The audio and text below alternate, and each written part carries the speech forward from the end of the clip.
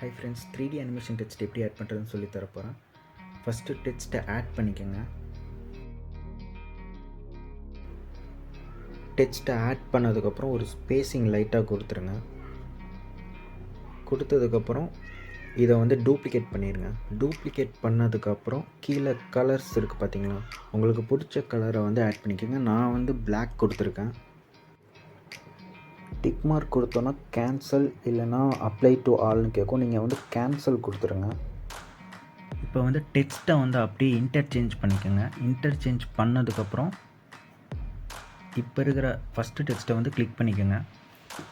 அப்புறம் mask option அதை click பண்ணிவிட்டு மிரர் ஆப்ஷனை கிளிக் பண்ணிக்கோங்க. சென்டராக உங்களுக்கு பிடிச்ச மாதிரி எப்படி வேணால் அட்ஜஸ்ட் பண்ணி வச்சுக்கோங்க. எடிட்டிங் ஈஸியாக பண்ணலாம். உங்களுக்கு பொறுமையாக சொல்லித்தரேன். சேனலை சப்ஸ்கிரைப் பண்ணி வச்சுக்கோங்க. சென்டராக உங்களுக்கு எப்படி பிடிக்குமோ அட்ஜஸ்ட் பண்ணி வச்சதுக்கப்புறம் டிக் மார்க்லாம் கொடுக்கக்கூடாது. அட்ஜஸ்ட் பண்ணி வச்சதுக்கப்புறம் லெஃப்ட் கார்னரில் அப்படியே தள்ளி வச்சுருங்க. தள்ளி வச்சதுக்கு அப்புறமா கீழே பார்த்தீங்கன்னா கீ ஃப்ரேம்னு லெஃப்ட் சைடில் பார்த்தீங்கன்னா கீ ஃப்ரேம்னு இருக்கும்.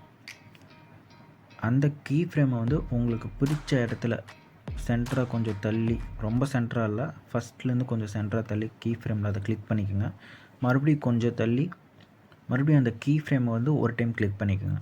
கிளிக் பண்ணதுக்கு அப்புறமா இப்போ நீங்கள் கார்னரில் தள்ளி வச்சிங்கள அந்த மிரரை, அதை ட்ராக் பண்ணி ரைட் சைடில் ஃபாஸ்ட்டாக மூவ் பண்ணி வச்சுருங்க. மூவ் பண்ணி வச்சதுக்கப்புறம் தான் நீங்கள் இந்த டிக் மார்க்கே கொடுக்கணும், ஓகே கொடுக்கணும். இப்போ நீங்கள் அந்த டிக் மார்க்கை ஓகே கொடுத்ததுக்கப்புறம் பாருங்கள் எப்படி வந்திருக்குன்னு.